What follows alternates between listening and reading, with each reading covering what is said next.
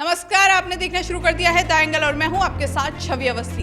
दोस्तों, प्रदेश की राजनीति में बहुत कुछ ऐसा चल रहा है जिसे देख के आम जनता इन दिनों चौंकी हुई है और कुछ ऐसा ही आज भी हुआ है। आज भी एक ऐसा ही बड़ा बयान आया है। प्रदेश के मुख्यमंत्री अशोक गहलोत ने ये बयान दिया है। उनका कहना है, साफ साफ तौर पर आरोप लगाया है बीजेपी पर।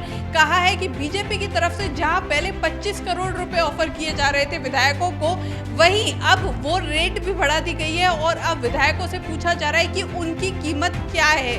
मुंह मांगी कीमत दी जा रही है विधायकों को। सरकार गिराने में बीजेपी षड्यंत्र में अपने शामिल करने के लिए विधायकों से उनकी कीमत पूछ रही है। ये कहना है प्रदेश के मुख्यमंत्री अशोक गहलोत का। साफ साफ तौर पर आरोप लगाया है। उनका कहना है कि जैसे ही राज्यपाल की तरफ से 14 तारीख की मंजूरी मिली विधानसभा सत्र आहूत करने के लिए, उसके बाद से ही लगातार फोन खटकना शुरू हो गए विधायकों के पास और अब उनसे पूछा जा रहा है कि सब आपकी रेट क्या है और आप किस कीमत पर सरकार गिराने के लिए साथ आएंगे बीजेपी के और किस कीमत पर आप इस षड्यंत्र में शामिल होंगे।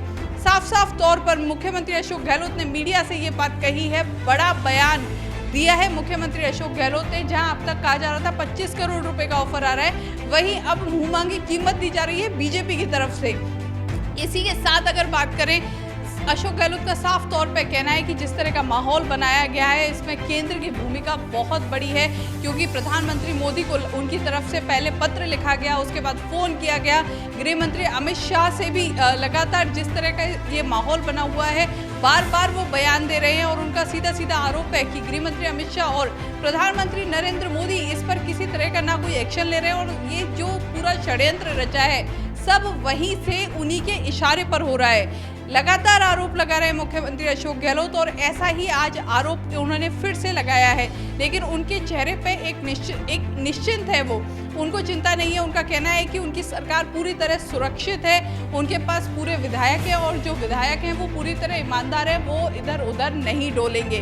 वहीं सचिन पायलट पर फिर से उन्होंने करारा वार किया है कि उन्होंने कहा है साफ तौर पर कि एक तरफ कहा जा रहा है कि सचिन पायलट और उनके गुट के लोग कह रहे हैं कि वो कांग्रेस में है, पार्टी के प्रति निष्ठा है, वहीं लगातार कांग्रेस पार्टी को कमजोर करने के लिए बीजेपी के साथ मिलकर षड्यंत्र रच रहे हैं। तो ऐसी कैसी निष्ठा है उनकी? अगर उनके मन में कोई भी गुस्सा था, चाहे वो मुख्यमंत्री के प्रति हो या किसी अन्य नेता के प्रति हो या किसी विचारधारा के या किसी जो कांग्रेस पार्टी है उसकी कोई नीति है उसके प्रति हो, तो उन्हें सीधे जाके एआईसीसी में बताना चाहिए था।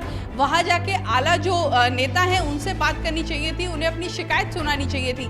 लेकिन ये कोई तरीका नहीं है कि आप पाला बदल के दूसरी पार्टी में दूसरे पार्टी के लोगों के साथ मिलकर एक षड्यंत्र रचें और अपनी ही सरकार को, जो लोकतांत्रिक ढंग से सरकार बनाई गई है, उसे गिराने के लिए ओछी राजनीति पे आ जाएं और मुंह मांगी कीमत दे विधायकों को। साफ तौर पे कहना है मुख्यमंत्री अशोक गहलोत का कि ये बेहद ही गलत हुई है। लेकिन इसके बाद भी अगर उनकी तरफ से माफी मांगी जाती है, लगातार वो कह रहे हैं, पहले भी कह चुके हैं मुख्यमंत्री अशोक गहलोत कि अगर उनकी तरफ से आला कमान से माफी मांगी जाती है तो शायद आगे का सोचा जाएगा।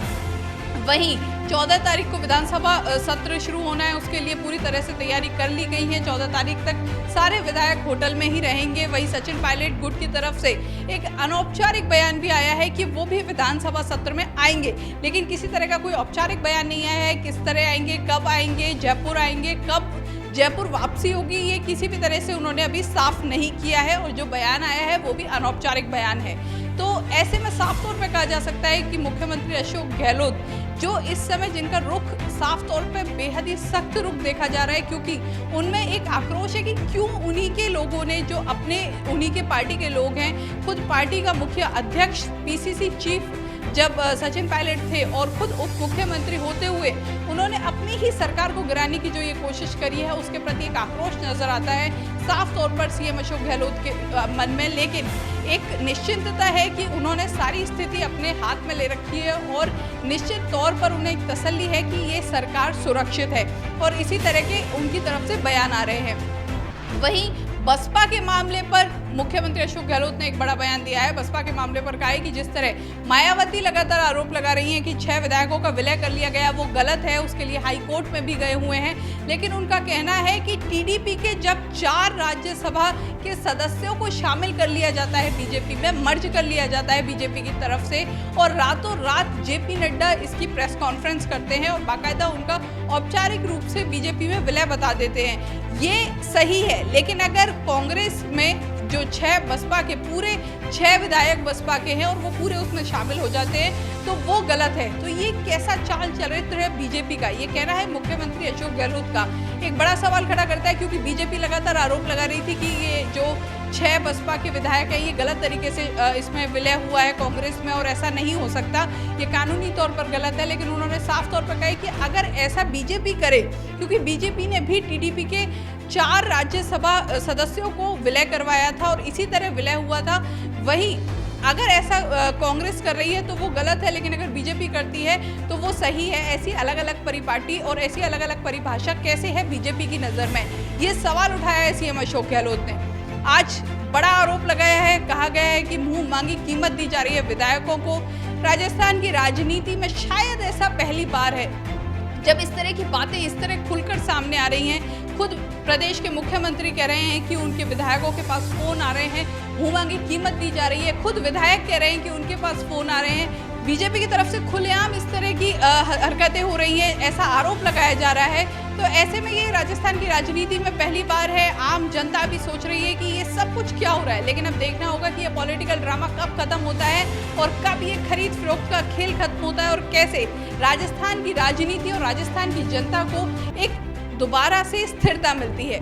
इस तरह की खबरों के लिए देखते रहिए द एंगल। हमारे चैनल को सब्सक्राइब करना ना भूलें। नमस्कार।